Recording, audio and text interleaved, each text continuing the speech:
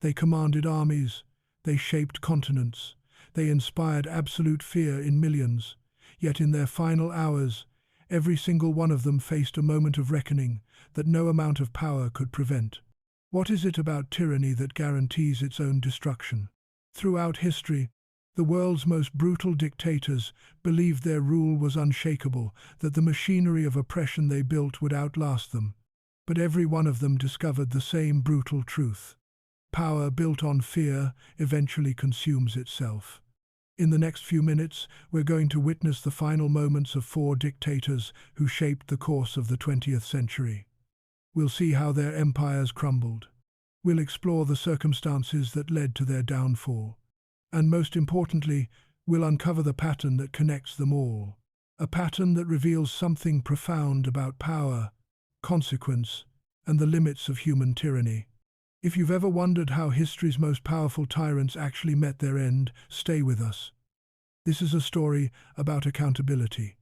Like this video and subscribe to History Explore because understanding the past helps us protect the future. Let's begin. Mussolini. Benito Mussolini wasn't always destined for a firing squad. In 1922, he marched on Rome with thousands of supporters and seized power in Italy. For more than 2 decades, he ruled with an iron fist, transforming Italy into a fascist state. He allied with Adolf Hitler, invaded Ethiopia, and positioned himself as a modern Caesar, a leader destined for immortality. But by 1945, everything had collapsed. The Allied forces had invaded Italy. The country was devastated by war. Italian citizens who once cheered for Mussolini now turned against him. Even his own government abandoned him. On July 25, 1943, he was arrested and imprisoned. For nearly 2 years, Mussolini lived in captivity. Then, in a desperate attempt to maintain fascist power in northern Italy, the Germans rescued him and installed him as a puppet leader in a region they controlled.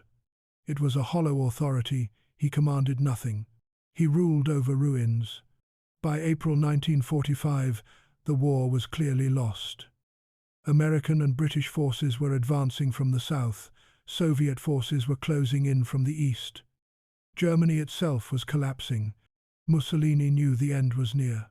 On April 28, 1945, he attempted to flee to Switzerland with his mistress, Clara Petacci. But he never made it. Italian partisan forces, resistance fighters who had spent years under his brutal regime, intercepted his convoy near Lake Como in northern Italy. They recognized him immediately. What happened next was swift and final. Mussolini and Petacci were executed by firing squad. Their bodies were then transported to Milan, hung upside down in a public square, and desecrated by angry crowds. The man who once stood as Italy's supreme leader was displayed as a grotesque trophy, a symbol of fascism's ultimate defeat. The irony was devastating. Mussolini had built his entire philosophy on the cult of the strong leader, on the belief that power was everything. Yet in his final moments, he was powerless. He faced not the judgment of history, but the immediate justice of those he had oppressed. His empire didn't fade slowly into memory. It was torn apart by the very people it had crushed. Hitler. While Mussolini was being hunted across northern Italy, Adolf Hitler sat in an underground bunker in Berlin, the Führer bunker, watching his 1,000-year Reich collapse in real time. For 12 years, Hitler had transformed Germany into a totalitarian state. He had launched World War II, conquered most of Europe, and orchestrated the Holocaust, one of history's greatest atrocities. Millions died under his regime. He believed his ideology was destiny, that Aryan superiority would dominate the world for centuries. By April 1945, none of that mattered anymore. Soviet forces were closing in on Berlin from the east. American and British forces controlled the west. The city itself was under constant bombardment. German soldiers were surrendering by the thousands. Hitler's military commanders were urging him to flee or negotiate surrender. But Hitler refused. Instead, he retreated deeper into the bunker, a concrete fortress buried 50 feet underground.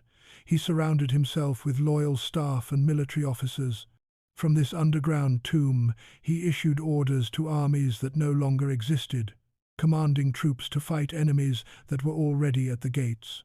His mental state deteriorated rapidly. He alternated between moments of lucidity and complete delusion. He would emerge from his quarters to rage at his generals about betrayal. Then he would retreat again, staring at maps showing armies positioned everywhere except where they actually were. On April 30, 1945, as Soviet forces literally fought their way into the streets of Berlin above him, Hitler made his final choice.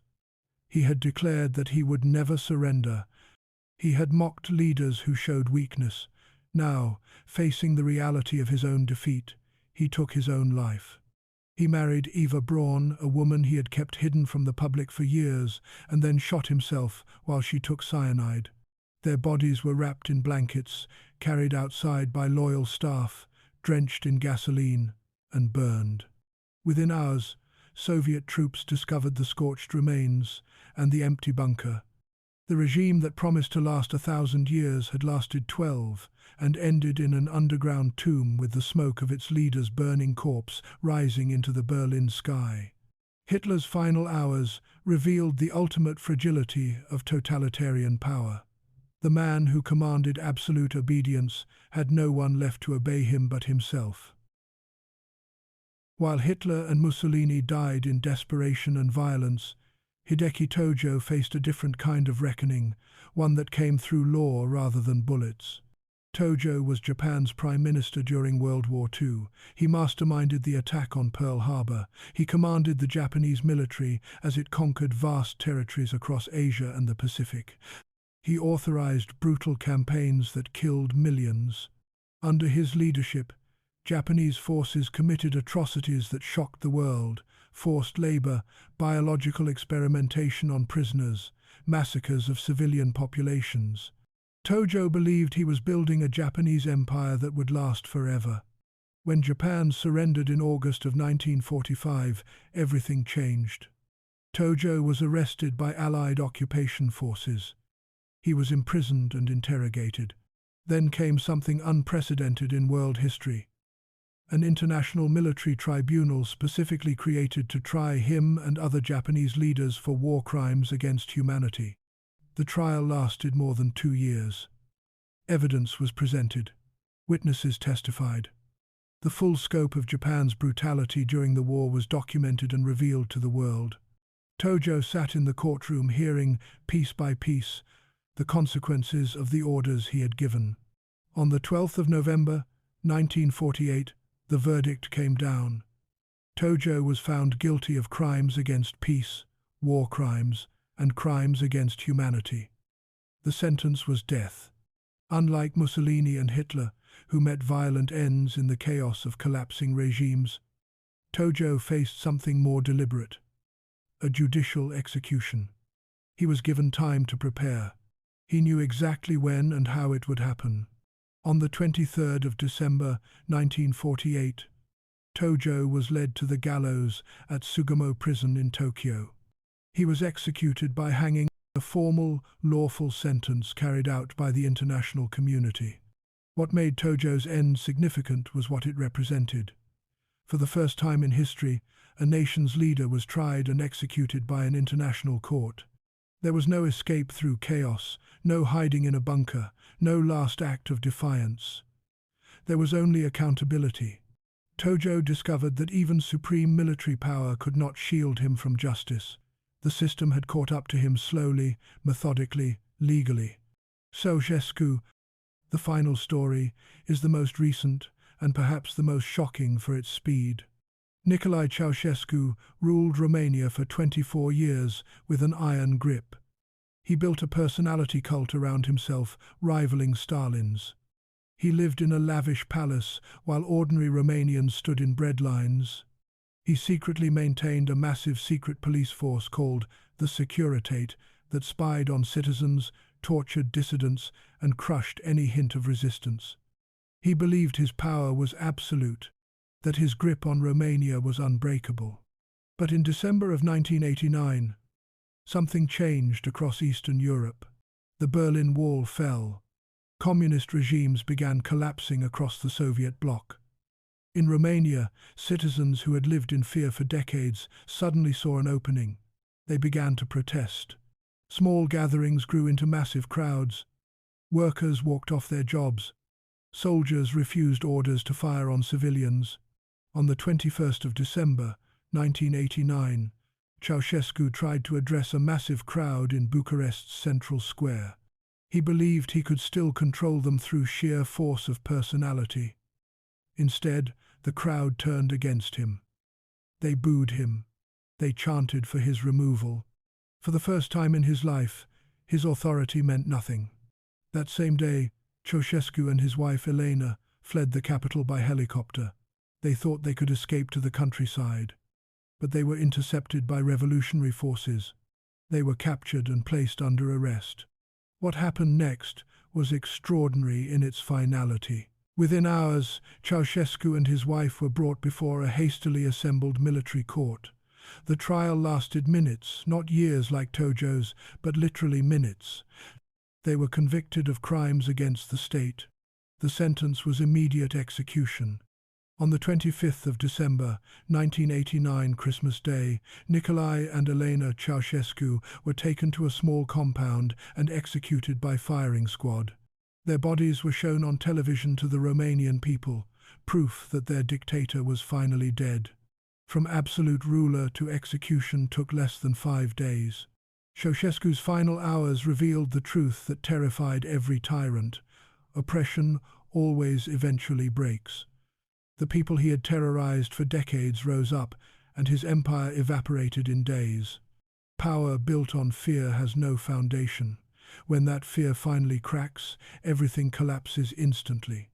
4 dictators, 4 different eras, 4 vastly different deaths. Yet they all reveal the same undeniable truth. Tyranny always has consequences. Mussolini was executed by the people he had crushed. Hitler took his own life as his empire burned around him. Tojo faced international justice in a courtroom. Ceaușescu was shot by a firing squad after a 5-day revolution. The method changed. The timing changed. The circumstances were utterly different. But the outcome remained constant. None of them escaped accountability. This is the pattern history shows us again and again. No amount of power, no secret police force, no propaganda machine, no military might could protect any of them from the ultimate consequence of their tyranny. They believed themselves untouchable. They believed their rule would last forever. They were wrong. The dictators who shaped the 20th century all discovered the same lesson in their final hours. Power built on oppression is temporary. Justice, whether delivered by the people, by law, or by revolution, always eventually arrives. This is not just history. This is a truth about human nature itself. The final hours of history's most feared dictators reveal something we must never forget. No tyrant is permanent. No oppressor is invincible. No regime built on fear can last forever. Subscribe to History. Explore to discover more stories where history reveals the consequences of power, the resilience of humanity, and the lessons that shape our world. Like this video. Share it. Comment below. Which of these final moments struck you most deeply? And join our community because understanding history helps us build a better future. Thank you for exploring history with us.